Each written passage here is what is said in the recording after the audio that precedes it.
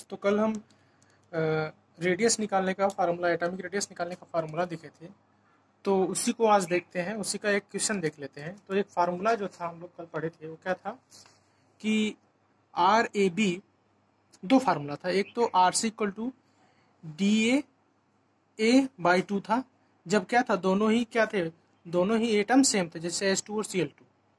और जब different different atom थे, सिंगल बॉन्ड से बंधे थे, वो डिफरेंट डिफरेंट एटम्स थे, तो उनके लिए आर ए बी क्या था, R A plus R B minus 0.09 delta E into N. Delta E N क्या था, electronegativity difference between two atoms.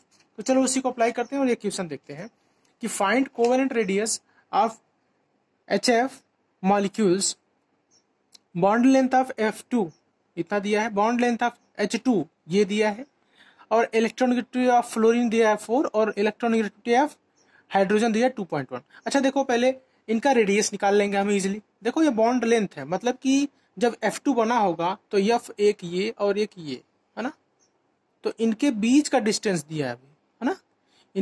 इनके बीच का जब डिस्टेंस दिया है तो ये क्या होता है, इनका हाफ जो होगा है ना, ये R होगा, आधा आधा जो होगा वो R होगा ना, क्योंकि सेम है तो इनका आधा कर देंगे तो इनका रेडियस आ जाएगा। सेम एटम है ना, देखो F और F, तो वही कर देंगे। तो देखो ये रेडियस निकाले हैं कि F2 के लिए R इक्वल टू 0.72, H2 के लिए R इक्वल टू 0.75/2, 74/2, 0.37। तो R HF का फार्मूला क्या लिखा था, R A plus R B minus 0.09 into delta E. तो देखो डेल्टा ई कैसे निकालेंगे, डेल्टा ई भाई यही है ना, डेल्टा ई बराबर दोनों इलेक्ट्रोनेगेटिविटी का डिफरेंस, तो 4 माइनस 2.1 करेंगे तो 9 आ जाएगा, 1.9 आएगा। तो ये कैलकुलेट कर देंगे तो आएगा क्या, डेल्टा एच एफ क्या आ जाएगा, 0.19 एंगस्ट्रॉन या 9.19 पिकोमीटर। ठीक है, समझ में आ गया होगा आई थिंक आपको। देखो इस तरह का क्वेश्चन, इस न्यूमेरिकल, ये न्यूमेरिकल आ भी सकता है। ठीक है, कौन सा नीट वगैरह के एग्जाम में आता है, ऐसे क्वेश्चन आते हैं, तो इसको देख लेना आप लोग एक बार। एक दो क्वेश्चन और मैं दे दूंगा, कर लेना आप लोग। तो देखते हैं आगे मेटालिक रेडियस। देखो जैसे Fe है ना, Fe के बीच में ना, अगर भाई आपके पास आयरन है तो आयरन के अंदर आयरन के ही एटम होंगे, मैग्नीज है तो मैग्नीज के अंदर मैग्नीज का ही, मैग्नीशियम तो मैग्नीशियम। ठीक है, तो मैग्नीज और मैग्नीज के बीच में, उनके बीच में जो मेटल के बीच में जो बॉन्ड होता है, एक मेटल और दूसरे मेटल के एटम के बीच में जो बॉन्ड होता है उसको क्या बोलते हैं, मेटालिक बॉन्ड। और मेटालिक बॉन्ड देखो ये है, ये यहाँ से यहाँ तक के बीच की दूरी को क्या बोलते हैं, मेटालिक रेडियस आ रही है, यानी कि यहाँ से यहाँ तक निकाल लिए ये हाफ ये। ठीक है, चलो तो वंडरवाल रेडियस देखते हैं। वंडरवाल रेडियाई तो देखो ये दो तरह से होता है, नॉन मेटल में भी होता है और इनर्ट गैस में। देखो इनर्ट गैस में ओनली क्या होता है, वंडरवाल्स। इनर्ट गैस जो होता है ओनली उसमें क्या होता है, वंडरवाल रेडियस होता है इनर्ट गैस में। और नॉन मेटल जो होता है, नॉन मेटल में दोनों होता है। ठीक है, उसमें आपका कोवेलेंट रेडियस भी होता है और वंडरवाल रेडियस भी होता है। देखो कोवेलेंट, जैसे मैं F2 ले लिया और यहाँ पे F2, दो F2 है, तो F और F के बीच में तो क्या हो गया, कोवेलेंट रेडियस। और F2 को एक दूसरे को जो बांधे हैं उनके बीच में जो बॉन्ड है वो क्या है, वंडरवाल्स बॉन्ड है। तो देखो ये तो क्या हो गया आपका RC ना, यहाँ से लेके यहाँ तक के बीच का डिस्टेंस हो गया क्या, RC कोवेलेंट रेडियस। और ये इसके सेंटर से लेके ये बीच में जो लाइन सेपरेट कर रही है इन सबको, इनके बीच की दूरी को क्या बोलेंगे, वंडरवाल रेडियस।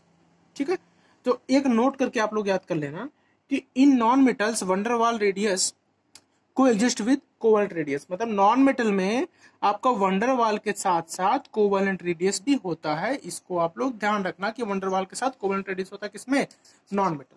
ठीक है, तो चलो आगे देखते हैं आगे क्या है इसमें। तो अब देखो कुछ IIT और नीट में आए हुआ क्वेश्चन है, तो इसको देख लेते हैं। देखो रेडियस दिया था, एक दो मतलब 3-4 साल पुराना क्वेश्चन है कि रेडियस दिया था IIT नीट में कि देखो कौन सा सही है, मतलब किसका रेडियस ज्यादा है किसका कम है। देखो सबसे बड़ा क्या होगा, सबसे दूर दूर किसका बॉन्ड रहेगा, वंडरवाल्स का, क्योंकि बहुत वीकली बॉन्ड होता है तो इसके मॉलिक्यूल्स क्या रहेंगे, दूर दूर। जब हम केमिकल बॉन्डिंग पढ़ेंगे तो उसमें और अच्छे से समझ में आ जाएगा। तो एक दूसरे से दूर दूर रहेंगे तो उनके बीच में जो बॉन्ड लेंथ होगा या जो बॉन्ड का डिस्टेंस होगा, रेडियस होगा, वो क्या होगा, ज्यादा होगा, बॉन्ड लेंथ ज्यादा होगा इसका, इसलिए। और उसके बाद मेटेलिक होगा और लास्ट में क्या होगा, कोवेलेंट होगा। तो सबसे छोटा कोवेलेंट, उसके बाद मेटेलिक, उसके बाद वंडरवाल्स। ठीक, चलो आगे देखते हैं। और एक चीज और ध्यान रखना है, नोट करके देख लेना आप लोग कि जो इनर्ट गैस के अंदर जो वंडरवाल रेडियस होता है, जो इनर्ट गैस का होता है, वो ज्यादा होता है किससे? नॉन मेटल के कोवेलेंट रेडियस से। ठीक है, नॉन मेटल के कोवेलेंट रेडियस छोटी होती है कंपेरेटिवली इनर्ट गैस के कोवेलेंट रेडियस से।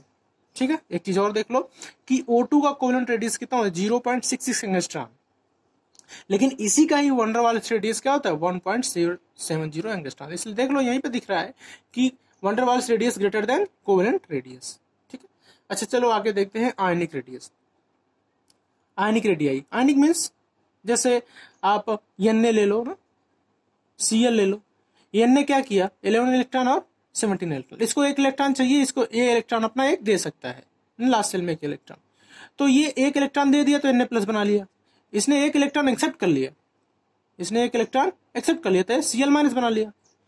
अब दोनों के ऑक्टेट कंप्लीट हो गए, तो अपने ऊपर इलेक्ट्रॉन दे के या इलेक्ट्रॉन लेके कुछ चार्ज आ जाते हैं ना, तो उस चार्ज की वजह से है ना उसका एटॉमिक रेडियस पे क्या डिफरेंस होता है ना, इलेक्ट्रॉन लेने से या इलेक्ट्रॉन देने से उसके आयनिक रेडियस पे क्या डिफरेंस होता, मतलब क्या इफेक्ट आता है, उसी को बोलेंगे आयनिक रेडियाई। ठीक है, तो देखो अब देखो कैटायनिक क्या होगा ना, कैटायनिक मतलब कि जिसने इलेक्ट्रॉन दिया, एनायनिक मतलब जिसने इलेक्ट्रॉन लिया, और कैटायन मीन्स जिसके ऊपर प्लस चार्ज, एनायन मीन्स जिसके ऊपर माइनस चार्ज।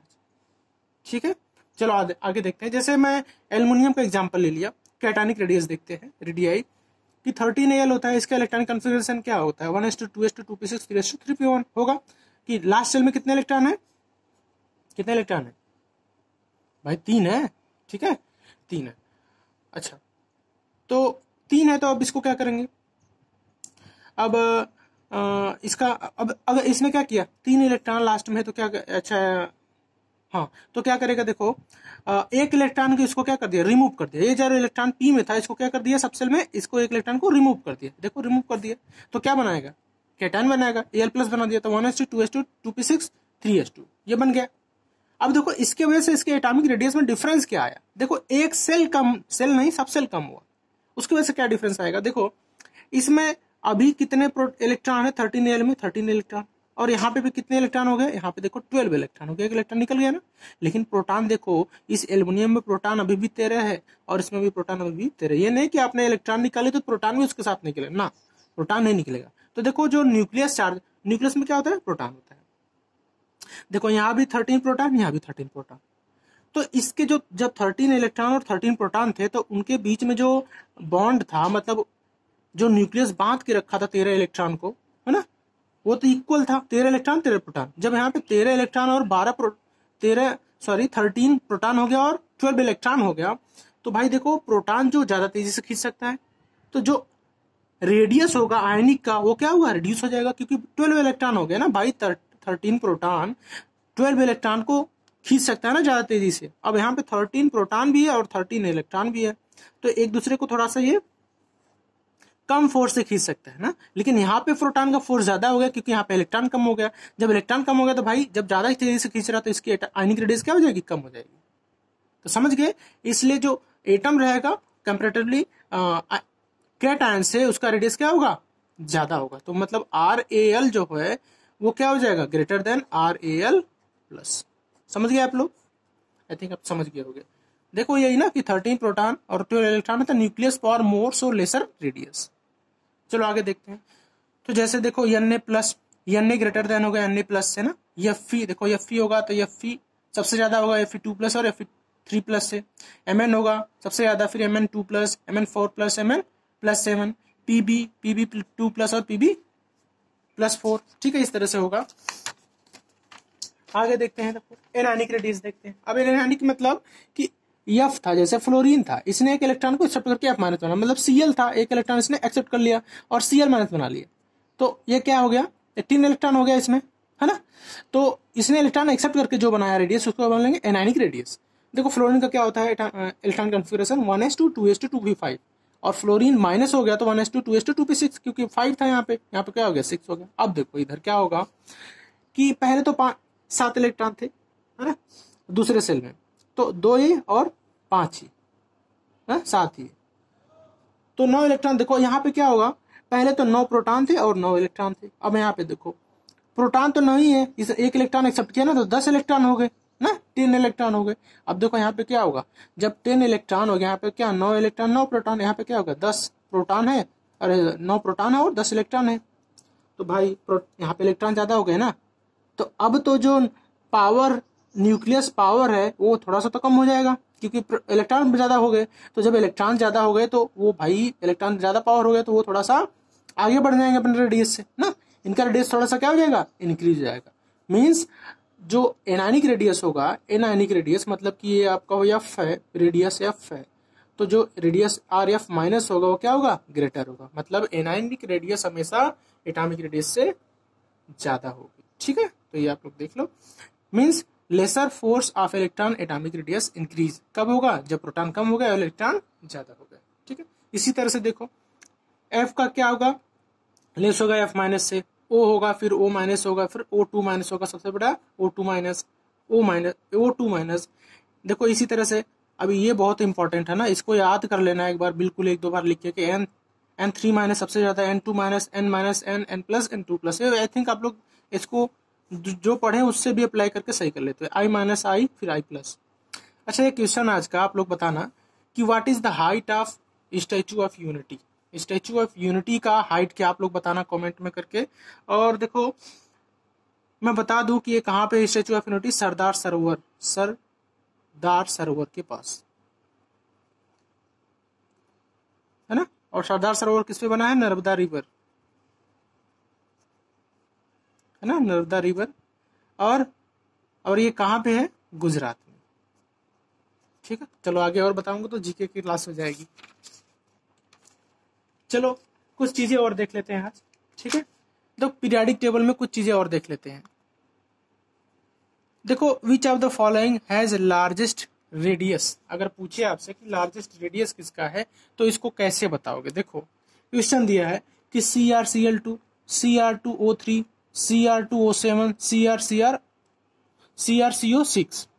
तो देखो इसको पहले क्या करेंगे कि इसका हमें क्या निकालना पड़ेगा, ऑक्सीडेशन नंबर।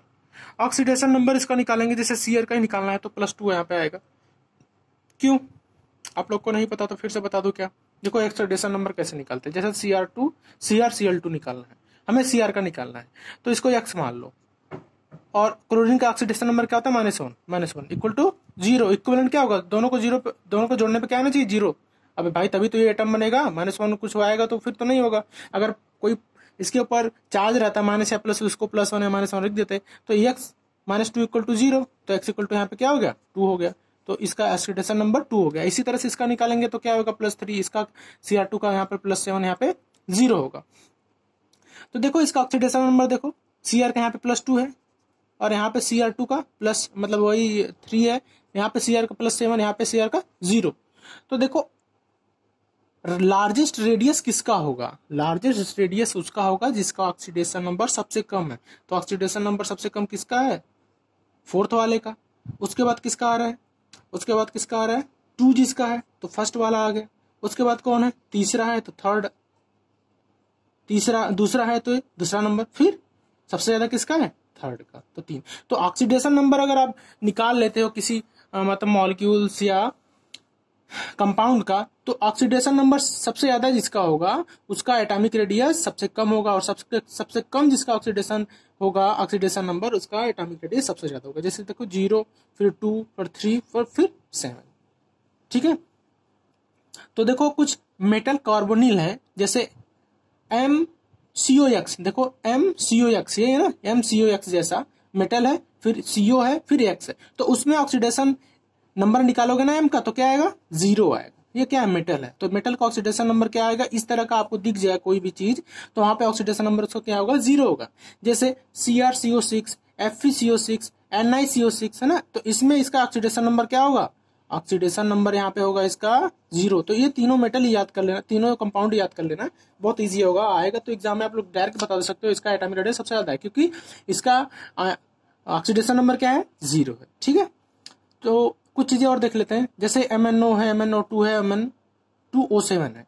तो MnO को में Mn का क्या होगा, +2, MnO2 में +4 है ना, Mn2O7 में +7, तो सबसे ज्यादा किसका हो गया, MnO का, फिर MnO2 का, फिर Mn2O7 का। क्यों? क्योंकि इसका ऑक्सीडेशन स्टेट सबसे कम इसका, फिर इसका, फिर इसका। चलो बाकी कल देखेंगे आइसो इलेक्ट्रॉनिक स्पीशीज के बारे में। Thank you.